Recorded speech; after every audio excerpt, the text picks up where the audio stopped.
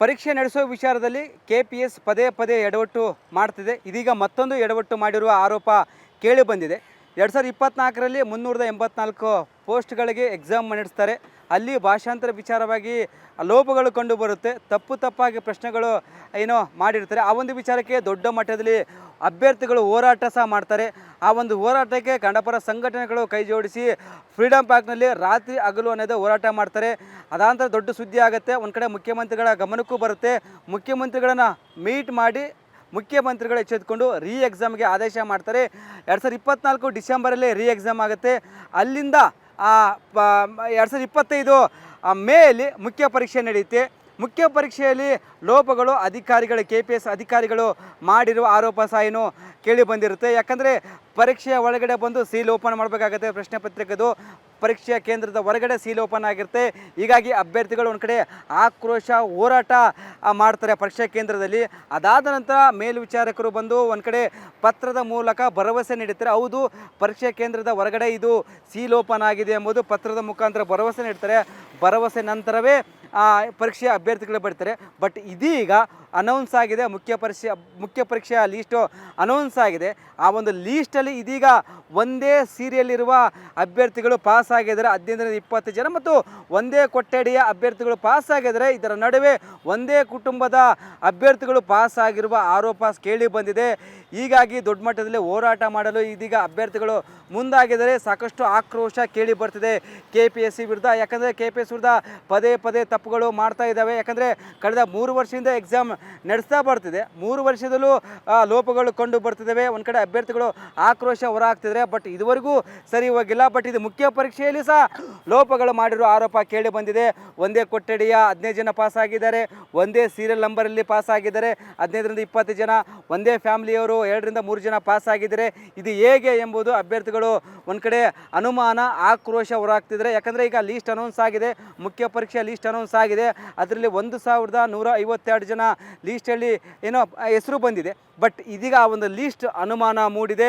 ಹೀಗಾಗಿ ಈ ಒಂದು ವಿಚಾರವಾಗಿ CBI ತನಿಖೆ ಮಾಡಲೇಬೇಕು. ಇಲ್ಲಿ ಅಕ್ರಮ ನಡೆದಿದೆ, ತಮಗೆ ಬೇಕಾದವರಿಗೆ ಹುದ್ದೆಯನ್ನು ನೀಡಿದ್ದಾರೆ, ಸೀಟನ್ನು ಕೊಟ್ಟಿದ್ದಾರೆ ಎಂಬುದು ಗಂಭೀರ ಆರೋಪ.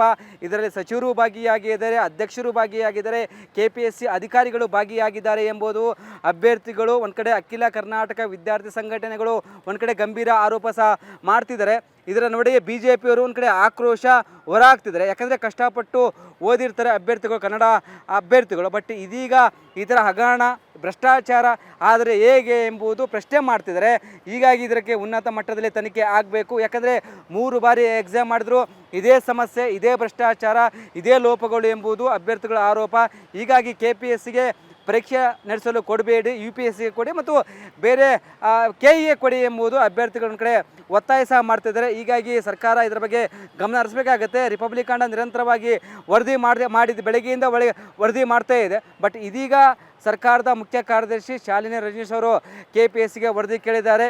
ಏನು ವಿಷಯ, ಇಲ್ಲೇನಾದರೂ ಭ್ರಷ್ಟಾಚಾರ ಆಗಿದೆನಾ, ಇದು ನಿಜನಾ ಸುಳ್ಳ ಎಂಬುದು ವರದಿ ನೀಡಿ ಎಂಬುದು ಒಂದು ಕಡೆ ಈಗ ತಾಕೀತು ಮಾಡಿದ್ದಾರೆ. 2 ದಿನದ ಒಳಗಡೆ ವರದಿ ನೀಡಬೇಕಂತ ಒತ್ತಾಯ ಮಾಡಿದರೆ, ಬಟ್ ಅಭ್ಯರ್ಥಿಗಳು ಮಾತ್ರ ಈ ಒಂದು ಪರೀಕ್ಷೆಯನ್ನು ಮತ್ತೆ ಪರೀಕ್ಷೆ ಆಗಿ ಮಾಡಬೇಕು, ಎಕ್ಸಾಮ್ ಮಾಡಬೇಕು.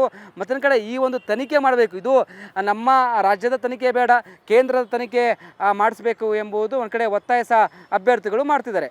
ಪರೀಕ್ಷೆ ನಡೆಸುವ ವಿಚಾರದಲ್ಲಿ KPS ಪದೇ ಎಡವಟ್ಟು ಮಾಡ್ತಿದೆ. ಇದೀಗ ಮತ್ತೊಂದು ಎಡವಟ್ಟು ಮಾಡಿರುವ ಆರೋಪ ಕೇಳಿ ಬಂದಿದೆ.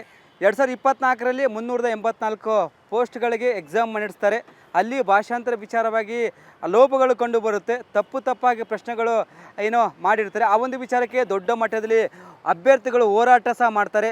ಆ ಒಂದು ಹೋರಾಟಕ್ಕೆ ಕನ್ನಡಪರ ಸಂಘಟನೆಗಳು ಕೈ ಜೋಡಿಸಿ ಫ್ರೀಡಮ್ ಪಾರ್ಕ್ನಲ್ಲಿ ರಾತ್ರಿ ಹಗಲು ಅನ್ನೋದು ಹೋರಾಟ ಮಾಡ್ತಾರೆ. ಅದಾಂತರ ದೊಡ್ಡ ಸುದ್ದಿ ಆಗುತ್ತೆ. ಒಂದು ಕಡೆ ಮುಖ್ಯಮಂತ್ರಿಗಳ ಗಮನಕ್ಕೂ ಬರುತ್ತೆ. ಮುಖ್ಯಮಂತ್ರಿಗಳನ್ನು ಮೀಟ್ ಮಾಡಿ ಮುಖ್ಯಮಂತ್ರಿಗಳು ಎಚ್ಚೆತ್ತುಕೊಂಡು ಎಕ್ಸಾಮ್ಗೆ ಆದೇಶ ಮಾಡ್ತಾರೆ. 2024 ಡಿಸೆಂಬರಲ್ಲಿ ಎಕ್ಸಾಮ್ ಆಗುತ್ತೆ. ಅಲ್ಲಿಂದ 2025 ಮೇಯಲ್ಲಿ ಮುಖ್ಯ ಪರೀಕ್ಷೆ ನಡೆಯುತ್ತೆ. ಮುಖ್ಯ ಪರೀಕ್ಷೆಯಲ್ಲಿ ಲೋಪಗಳು ಅಧಿಕಾರಿಗಳು KPS ಅಧಿಕಾರಿಗಳು ಮಾಡಿರುವ ಆರೋಪ ಸಹ ಏನು ಕೇಳಿ ಬಂದಿರುತ್ತೆ. ಯಾಕಂದರೆ ಪರೀಕ್ಷೆಯ ಒಳಗಡೆ ಬಂದು ಸೀಲ್ ಓಪನ್ ಮಾಡಬೇಕಾಗುತ್ತೆ, ಪ್ರಶ್ನೆ ಪತ್ರಿಕೆದು ಪರೀಕ್ಷೆಯ ಕೇಂದ್ರದ ಹೊರಗಡೆ ಸೀಲ್ ಓಪನ್ ಆಗಿರುತ್ತೆ. ಹೀಗಾಗಿ ಅಭ್ಯರ್ಥಿಗಳು ಒಂದು ಕಡೆ ಆಕ್ರೋಶ ಹೋರಾಟ ಮಾಡ್ತಾರೆ ಪರೀಕ್ಷಾ ಕೇಂದ್ರದಲ್ಲಿ. ಅದಾದ ನಂತರ ಮೇಲ್ವಿಚಾರಕರು ಬಂದು ಒಂದು ಕಡೆ ಪತ್ರದ ಮೂಲಕ ಭರವಸೆ ನೀಡುತ್ತಾರೆ. ಹೌದು, ಪರೀಕ್ಷಾ ಕೇಂದ್ರದ ಹೊರಗಡೆ ಇದು ಸೀಲ್ ಓಪನ್ ಆಗಿದೆ ಎಂಬುದು ಪತ್ರದ ಮುಖಾಂತರ ಭರವಸೆ ನೀಡ್ತಾರೆ.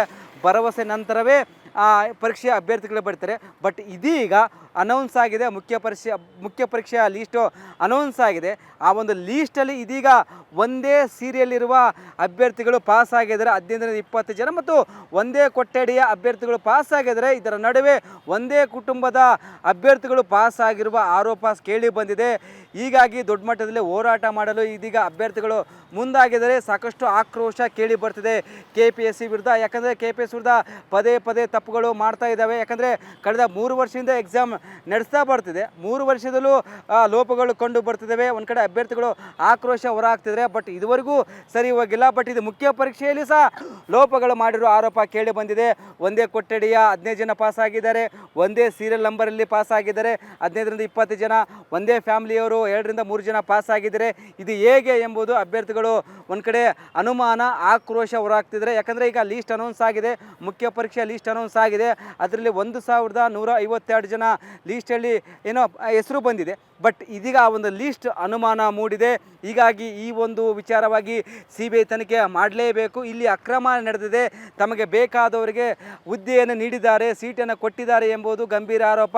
ಇದರಲ್ಲಿ ಸಚಿವರು ಭಾಗಿಯಾಗಿದ್ದಾರೆ, ಅಧ್ಯಕ್ಷರು ಭಾಗಿಯಾಗಿದ್ದಾರೆ, KPSC ಅಧಿಕಾರಿಗಳು ಭಾಗಿಯಾಗಿದ್ದಾರೆ ಎಂಬುದು ಅಭ್ಯರ್ಥಿಗಳು ಒಂದು ಕಡೆ ಅಖಿಲ ಕರ್ನಾಟಕ ವಿದ್ಯಾರ್ಥಿ ಸಂಘಟನೆಗಳು ಒಂದು ಕಡೆ ಗಂಭೀರ ಆರೋಪ ಸಹ ಮಾಡ್ತಿದ್ದಾರೆ. ಇದರ ನಡುವೆ BJPಯವರು ಒಂದು ಕಡೆ ಆಕ್ರೋಶ ಹೊರಹಾಕ್ತಿದ್ದಾರೆ. ಯಾಕಂದರೆ ಕಷ್ಟಪಟ್ಟು ಓದಿರ್ತಾರೆ ಅಭ್ಯರ್ಥಿಗಳು, ಕನ್ನಡ ಅಭ್ಯರ್ಥಿಗಳು. ಬಟ್ ಇದೀಗ ಈ ಥರ ಹಗರಣ, ಭ್ರಷ್ಟಾಚಾರ ಆದರೆ ಹೇಗೆ ಎಂಬುದು ಪ್ರಶ್ನೆ ಮಾಡ್ತಿದ್ದಾರೆ. ಹೀಗಾಗಿ ಇದಕ್ಕೆ ಉನ್ನತ ಮಟ್ಟದಲ್ಲಿ ತನಿಖೆ ಆಗಬೇಕು. ಯಾಕಂದರೆ 3 ಬಾರಿ ಎಕ್ಸಾಮ್ ಮಾಡಿದ್ರು ಇದೇ ಸಮಸ್ಯೆ, ಇದೇ ಭ್ರಷ್ಟಾಚಾರ, ಇದೇ ಲೋಪಗಳು ಎಂಬುದು ಅಭ್ಯರ್ಥಿಗಳ ಆರೋಪ. ಹೀಗಾಗಿ KPSCಗೆ ಪರೀಕ್ಷೆ ನಡೆಸಲು ಕೊಡಬೇಡಿ, UPSCಗೆ ಕೊಡಿ ಮತ್ತು ಬೇರೆ KEಗೆ ಕೊಡಿ ಎಂಬುದು ಅಭ್ಯರ್ಥಿಗಳ ಕಡೆ ಒತ್ತಾಯ ಸಹ ಮಾಡ್ತಿದ್ದಾರೆ. ಹೀಗಾಗಿ ಸರ್ಕಾರ ಇದರ ಬಗ್ಗೆ ಗಮನ ಹರಿಸಬೇಕಾಗತ್ತೆ. ರಿಪಬ್ಲಿಕ್ ತಂಡ ನಿರಂತರವಾಗಿ ವರದಿ ಮಾಡಿದ ಬೆಳಗ್ಗೆಯಿಂದ ವರದಿ ಮಾಡ್ತಾ ಇದೆ. ಬಟ್ ಇದೀಗ ಸರ್ಕಾರದ ಮುಖ್ಯ ಕಾರ್ಯದರ್ಶಿ ಶಾಲಿನಿ ರಜನೀಶ್ ಅವರು KPSCಗೆ ವರದಿ ಕೇಳಿದ್ದಾರೆ. ಏನು ವಿಷಯ, ಇಲ್ಲೇನಾದರೂ ಭ್ರಷ್ಟಾಚಾರ ಆಗಿದೆನಾ, ಇದು ನಿಜನಾ ಸುಳ್ಳ ಎಂಬುದು ವರದಿ ನೀಡಿ ಎಂಬುದು ಒಂದು ಕಡೆ ಈಗ ತಾಕೀತು ಮಾಡಿದ್ದಾರೆ. 2 ದಿನದ ಒಳಗಡೆ ವರದಿ ನೀಡಬೇಕಂತ ಒತ್ತಾಯ ಮಾಡಿದರೆ. ಬಟ್ ಅಭ್ಯರ್ಥಿಗಳು ಮಾತ್ರ ಈ ಒಂದು ಪರೀಕ್ಷೆಯನ್ನು ಮತ್ತೆ ಪರೀಕ್ಷೆ ಆಗಿ ಮಾಡಬೇಕು, ಎಕ್ಸಾಮ್ ಮಾಡಬೇಕು, ಮತ್ತೊಂದು ಕಡೆ ಈ ಒಂದು ತನಿಖೆ ಮಾಡಬೇಕು. ಇದು ನಮ್ಮ ರಾಜ್ಯದ ತನಿಖೆ ಬೇಡ, ಕೇಂದ್ರದ ತನಿಖೆ ಮಾಡಿಸಬೇಕು ಎಂಬುದು ಒಂದು ಕಡೆ ಒತ್ತಾಯ ಸಹ ಅಭ್ಯರ್ಥಿಗಳು ಮಾಡ್ತಿದ್ದಾರೆ.